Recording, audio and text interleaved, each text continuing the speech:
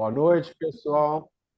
Boa noite, pessoal. É uma honra ter vocês aqui comigo, professor Paulo Ferrara, professor Reinaldo Cieiro.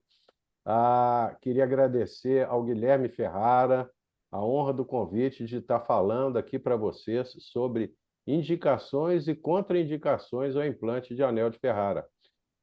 Esse tema do nosso webcast aqui, ele vai constar lá de uma das aulas do Ferrara Academy, e nós vamos poder, os colegas que quiserem se iniciar em cirurgia de segmento de anel vão estar com essa gravação lá disponível. Então, pessoal, eu vou falar aqui como é que era, como é que a ANS vê o implante de anel de Ferrari e o que mudou. Quando o implante, se eu falar alguma besteira aqui, Paulo, faça favor de me corrigir. Quando Perfeito. a Agência Nacional de Saúde resolveu deliberar sobre o uso rotineiro do implante de anel de Ferrari, na realidade, ela fez alguns limites com relação ao implante de anel, ou seja, aquelas córneas muito curvas, acima aí de 55, 56 dioptria de K médio, não seria uma boa indicação. Pacientes com opacidade central e perda da transparência corneana, principalmente central, não eram bons candidatos. E aqueles pacientes com ceratocone mais avançado, a tendência era a gente não implantar um segmento de anel nesses pacientes. De lá para cá, os segmentos de anel evoluíram muito. Hoje em dia, nós temos aí os segmentos de anel de arco longo, e esses segmentos de anel eles se prestam muito bem para correção também de miopias moderadas, e em alguns casos até a alta miopia, a gente consegue melhorar bastante a esfericidade da córnea e diminuir bastante as aberrações e tanto o lado miópico, esférico, quanto o lado cilíndrico também. Então, a meu ver, o implante de anel de Ferrara hoje em dia está muito bem indicado naqueles pacientes que são intolerantes ao uso de lente de contato, que já usaram lente de apoio corneano e apoio escleral durante muitos anos, e já desenvolveram lentopatias e fenômenos alérgicos que os impedem de continuar usando lente de contato. Então, esse paciente, ele normalmente ele vai ter uma reabilitação visual muito boa com o implante de anel de Ferrara, se a gente for seguir os nomogramas existentes, e muitas vezes a gente consegue propiciar uma qualidade de visão boa para esse paciente com o uso de óculos após o implante do segmento de anel. Então, as indicações seriam justamente essas, aqueles pacientes intolerantes à lente de contato, que não têm qualidade de visão boa com óculos e que, na realidade, essa ectasia corneana os impede de ter uma vida, uma qualidade de vida boa. Com relação às indicações, são justamente essas. Aquele paciente que realmente não está conseguindo uma qualidade de vida boa, muitas vezes não consegue nem renovar a sua carteira de habilitação, em alguns casos nem consegue tirar a sua primeira carteira justamente por essa restrição com relação à qualidade de visão e à acuidade visual insatisfatória. E a contraindicação seria basicamente essa que eu falei: pacientes portadores de opacidade central, aqueles pacientes que têm uma córnea muito fina na média periferia e que, eventualmente, a gente não consegue tunelizar no sentido de conseguir colocar um segmento de anel. Então, seria basicamente isso. O que você acha, Paulo? Você concorda comigo? O que você gostaria de acrescentar aí com relação à minha fala aí? Arnaldo, primeiramente, parabéns, né? Você resumiu de uma forma muito feliz, né, as indicações aí, porque, na verdade, em 2004, quando ah, o CFM, né, Conselho Federal de Aham. Medicina, avalizou a utilização do anel, para cones tipos 2 e 3, porque não se podia operar cones menores do que tipo 2 nem cones mais do que tipo 3, né? E Sim. com uma série de outras restrições, né? Mas isso foi em 2004, são 20 anos já que se passaram, né? De lá para Exato. cá, muita coisa mudou, né? Os conhecimentos sobre a córnea, sobre a reação da córnea frente ao implante dos anéis, os próprios anéis, os tipos de anéis, tudo isso foi se modificando ao longo do tempo, com o aprendizado, né, com o maior conhecimento da biomecânica da córnea, né, da classificação do ceratocone e mesmo do comportamento destas córneas implantadas com esses segmentos, né?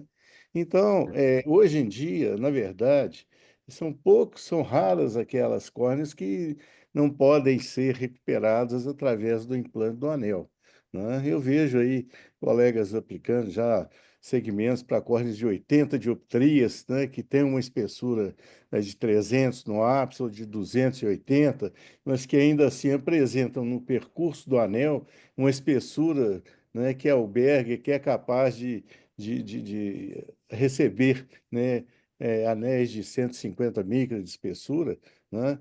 São córneas de Uhum. 300 micras no trajeto do anel. E hoje, com o aparecimento de anéis de 6 milímetros, né, do tipo, né, HM, né, que é como a gente Isso. conhece, ele tem uma forma diferente da forma triangular, ele se presta a essa associação de segmentos, né, triangulares, que dá uma correção muito, muito interessante, muito grande, né? E a incidência daquela complicação que é muito temida, que é a extrusão, ela desaparece com a utilização do fento segundo, que é uma outra aquisição que veio fazer, ou veio democratizar a utilização dos anéis corneanos, né? Porque a incidência dessa complicação, extrusão, ela diminui sobremaneira, né? Porque os anéis são implantados na profundidade correta, e então isso tudo faz com que as indicações elas se ampliem muito, muito, muito, né? Quer dizer, você passa a não implantar anel em córneas que não são oticamente viáveis, né? Que têm Uhum. opacidades importantes e que, portanto, não vão propiciar uma acuidade visual útil. Perfeito. Reinaldo, você quer acrescentar mais alguma coisa? Falar depois do Paulo é difícil, né, Arnaldo? Exato. Bom, mas de toda forma, é o seguinte, vou falar de alguma experiência pessoal que comprova isso que o Paulo está falando. Eu não vejo mais a ceratometria máxima como a contraindicação ao anel. Desde que você tenha uma paquimetria compatível, você pode colocar o anel que você vai ter bons resultados. É lógico que o anel ele dá melhores resultados quando o cone não é muito avançado. Quer dizer, isso é um contrassenso. Se quem aprovou essa resolução do CFM, vamos dizer, tivesse conhecimento e a experiência que nós temos hoje, o cone grau 2 seria talvez a melhor indicação, 2 e 3. São as melhores Exato. indicações.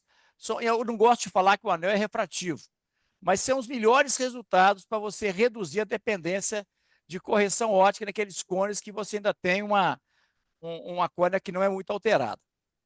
Então, primeira coisa que vai contra essa resolução do CFM, córneas acima de 60, que é o limite do CFM, para mim não faz nenhum sentido, córneas com 70, 80. Elas podem se beneficiar do anel, sim. Outra coisa, opacidades. Opacidade é também uma contraindicação na resolução do CFM. O que eu percebo é o seguinte: a opacidade da córnea, ela muitas vezes ela não reflete a incapacidade funcional da córnea. Você, quando vê na lâmpada de fenda uma opacidade, você vê o reflexo da opacidade no olho do examinador. Nós chamamos isso de backscattering. De tal forma que esse tipo de opacidade muitas vezes não é incapacitante. Diferentemente daquela opacidade que gera dispersão de luz para dentro do olho, gerando perda de contraste e causando aquele tipo de espalhamento de luz que a gente chama de forward scattering. Essa sim é muito incapacitante. Às vezes você tem uma opacidade que aparentemente não é importante e ela é muito incapacitante. Provavelmente não vai ter um bom resultado do anel. E outras que parece que uma córnea muito opaca, você faz média acuidade visual com pinhole, faz um teste de lente de contato e o paciente tem uma excelente acuidade visual. Esses casos, apesar dessa opacidade, eles vão ter bons resultados também com o anel. Outra coisa interessante também é a espessura do anel. Anel, normalmente se diz que o anel deve ter até 50% da espessura no trajeto.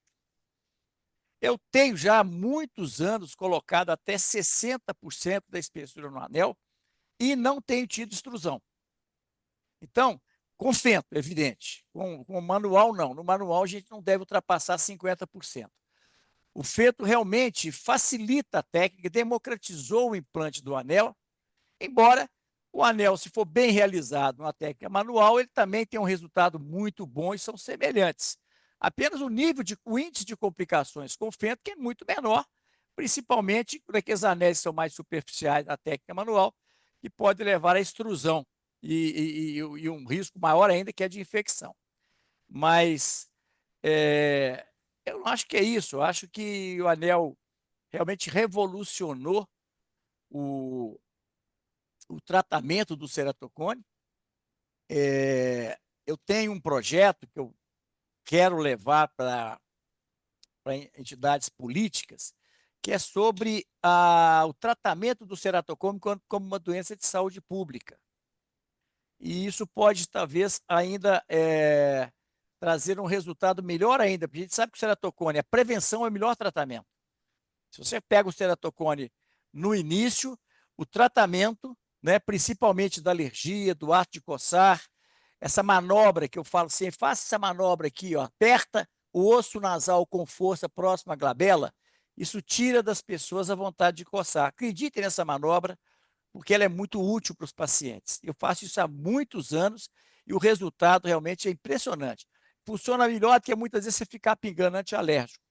O antialérgico é um coadjuvante, mas essa manobra muitas vezes é suficiente, né? E eu acho que é isso. Não tem muita coisa a acrescentar, não. Perfeito. Paulo, você quer acrescentar mais alguma coisa? Com certeza, essa iniciativa do Reinaldo de levar isso, o ceratocone a nível de saúde pública é extremamente importante. Por quê? Porque a incidência do ceratocone ela tem aumentado muito em crianças, né? Em crianças 5, 6 anos, né? Onde a gente pensar no implante do anel é meio complicado, né? Eu acho complicado. Mas há muitos anos a gente vem estudando a administração oral da riboflavina e tem obtido um resultado muito bom. E esse tratamento é muito fácil e muito barato e acessível a todo mundo. Então, agora, duas teses publicadas, uma na Escola Paulista de Medicina e outra lá em Recife, mostrando a eficácia da riboflavina oral em crianças, adolescentes e adultos jovens. E eu ouso dizer até em adultos, né? Mais velhos, entende? E eu tenho usado de rotina na minha clínica desde 2018 e com os resultados são muito bons. E isso vem de encontro àqueles conceitos, né, que eles estão até hoje brigando, se ceratocone é inflamatório, ceratocone é uma biotrofia, enfim. Hoje em dia eu tenho para mim que o ceratocone é uma reação alérgica, né? Quer dizer, você coibindo, você impedindo a reação alérgica, você detém a progressão do ceratocone, né? No crosslinking, que a gente chama crosslink oral, ele não é como o cirúrgico, né? Que vai coagular as fibras lá do estroma corneano. Não, ele impede a cascata inflamatória. Então, não acontece apoptose, não acontece afinamento do estroma e, portanto, não acontece ectasia, né? E você, né, todas a abordagem que a gente tem fora da riboflavina oral é o quê? É antialérgico, né? Um imunomodulador, você dá um Restar, você dá né, um outro, agora me fugiu o nome, né, desses colírios, né, que são imunomoduladores, ou então um montelukast, por exemplo, que é um modelo modulador oral, né, que você dá perós, né? Então, eu acho o seguinte, se a gente tratar a alergia, né, de forma objetiva, se impedir o uso do celular. Olha, hoje saiu na Organização Mundial de Pediatria uma norma proibindo a utilização de celular até 6 anos de idade, por causa de neuroplasticidade. né? Quer dizer, até os 6 anos de idade, o cérebro está se formando, né? E o uso do celular interfere de forma importante no amadurecimento do neurológico dessas crianças. E de 6 a 10 anos, o permitido é de 1 hora e meia. Então, hoje eu oriento meus pacientes, todos, quer dizer, reduzir drasticamente o uso do telefone celular, né? Então, essas medidas que são de âmbito social, elas têm que ser implementadas, né? Porque são medidas que são baratas, acessíveis e eficazes. Então, a gente não pode ficar aí de braços cruzados, né? Sabendo que a gente sabe, esperando que alguém faça isso por nós. Então, Reinaldo, você está de parabéns, tem todo o meu apoio e vou com você onde você precisar aí para a gente poder, né, implementar essa mentalidade. Porque você convencer colegas, né, sobre esse tema é muito difícil, né? Então, a gente tem que ter o respaldo, o aval, né, dessas entidades aí superiores, né, que são escolas de medicina, né, para nos dar essa força que é necessária. Perfeito. Muito bom. Então, pessoal, quero mais uma vez agradecer ao Guilherme Ferrari pela honra do convite, da gente estar coordenando esse módulo aqui, e agradecer muito ao Paulo Ferrari e ao Reinaldo Cieira a participação.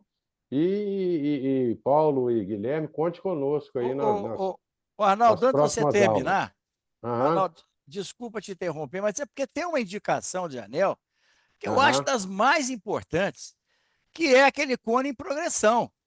É exato. muito questionável essa questão, se estaciona ou não, estabiliza ou não. Na minha experiência, que são, não é lógico, que guardadas as proporções, mas assim, eu percebo muito poucos casos de cone progredindo. Os poucos casos que eu tive que foi necessário fazer o crosslink foram em crianças. E crianças que continuavam coçando o olho. Crianças muito alérgicas. Então, eu sempre falo que alergia não é pingar colírio antialérgico. Alergia é tratamento com alergista. E hoje nós temos em Belo Horizonte uma colega que ela é oftalmologista e é também alergista. Então, meus casos todos, praticamente, ela que cuida.